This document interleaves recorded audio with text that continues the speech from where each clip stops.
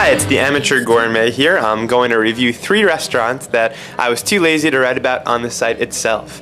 The first of these restaurants is the Bright Food Shop, which I've actually reviewed before for dinner. It's a fusion restaurant that has Mexican food and Asian food mixed together, and I've been there for dinner before, but many people had told me to go back for brunch. So a couple of Sundays ago, Craig and I went there and we had brunch, and as you can see by this picture, the brunch was pretty awesome. I had huevos rancheros, which was just beautifully done with the tortilla and cheese and beans and eggs and everything that's bad for you and delicious, and I really enjoyed mine. But I think Craig picked the winner. He got this wrap that had smoked salmon in it, some kind of wasabi cream, onions and tomatoes, and it was wrapped in a spinach tortilla and then also nori, so it had this really great Asian flavor. I was actually going to order that, but I didn't order it because he ordered it first.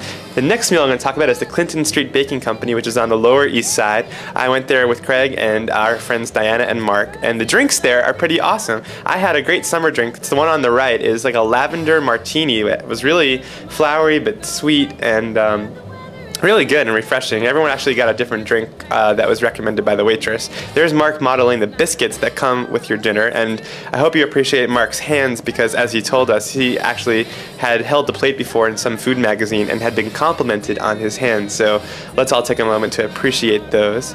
And there's my dinner. It's crab fritters with sweet potato French fries. A very healthy dinner of fried food, which was actually really good, although it made me feel a little sick. And it also happened to inspire a big debate between the East Coast and the West Coast side of the table about crabs. There was a crab battle. We have a little video here.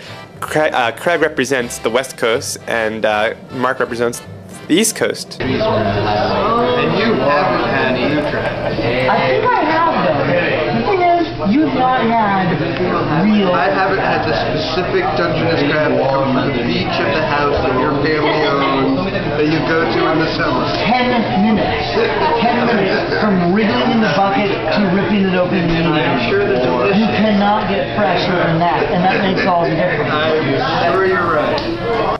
Okay, so I hope you understood all of that. Finally, our last meal takes place in Park Slope at Rosewater. My friend Mark Blankenship, who has a great new blog called I Totally Hear That, check it out, wanted us to come eat dinner there because I'm actually thinking about moving to Park Slope at the end of September. So we went to this restaurant, Rosewater, and as you can see, the food was quite lovely. I had a duck confit, which came with bok choy, and I can't tell what else everything is, but it was all really good. It was a little expensive. It was about $20, I thought was a little pricey for duck confit, although in Manhattan it would be probably the same thing. And for dessert we all shared a pineapple upside down cake, which was really good and had coconut sorbet.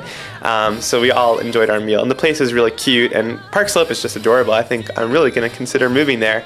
In fact, this scene right here is from a bookshop that had an iguana in a glass cage, and you know, the bookshops in Manhattan are pretty great, but how many of them have an iguana in a glass cage for you to look at? So that's something to think about when you're judging the boroughs. And then there was also this really cute dog there that apparently had been rescued. They'd found it outside, and the owner was telling us about how she rescued it. So that's a good place to end our 3 restaurant review. I hope you enjoyed this weird little video podcast, and let's do it again. All right, bye.